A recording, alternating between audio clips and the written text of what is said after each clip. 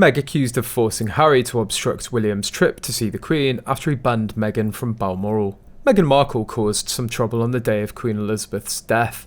A source recently revealed that the wife of Prince Harry wanted to see the late monarch along with the royal family while she was on a deathbed. According to The Insider, the former actress and her husband publicly claimed they'd be at Balmoral due to the failing health of the famous matriarch. You need an invite to go to Balmoral at any time, let alone a moment of massive constitutional upheaval, they said of the Queen's residence. They knew Meghan wasn't wanted, no one had replied to the messages, no one had invited her to come.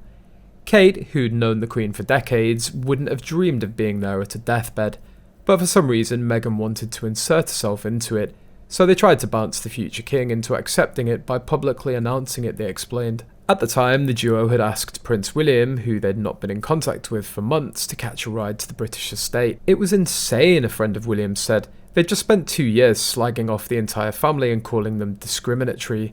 Harry had completely betrayed William and he was holding the memoir, published after the Queen's death, and the Netflix series over them as well. They hadn't exchanged a cordial word in months, and then he's texting saying, "Can we get a lift with you?" I think if it had just been Harry, maybe a way could have been found, but Meghan too? No. However, Meghan's tricks didn't work. After the controversial couple's announcement, King Charles personally called his son and told him the Duchess was not invited. Furious about the comment, in response, Harry replied to the now monarch, "Don't ever speak about my wife that way." Meghan wanted details or a photo of the Queen on her deathbed to put in a diary or book. The Queen's death certificate reveals the time of death was 3:10 p.m, meaning many royals weren't there, including Harry, who was on a flight from Luton Airport that took off at 5:35. The monarch's death was officially announced at 6:30, with the Duke of Sussex's plane landing in Aberdeen at 6:46. By the time the flight landed, the Queen had passed away. Prince Harry claimed he found out by checking the BBC website on his phone. "When the plane started to descend, I saw that my phone lit up. It was a message from Meghan. 'Call me when you get this.' I looked at the BBC website. My grandmother had died, my father was king," he wrote in spare.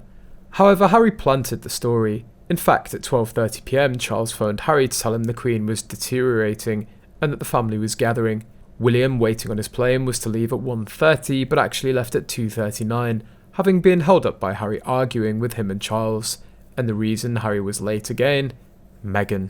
William was probably hurt that he missed seeing his grandmother once more, but understood that he should be the one to deal with Harry.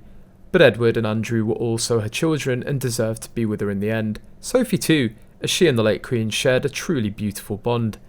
But can you just imagine how devastated Edward and Andrew must have been when they arrived only to realise that their nephew and his horrible wife robbed them of those precious last few moments with the woman that brought them into the world?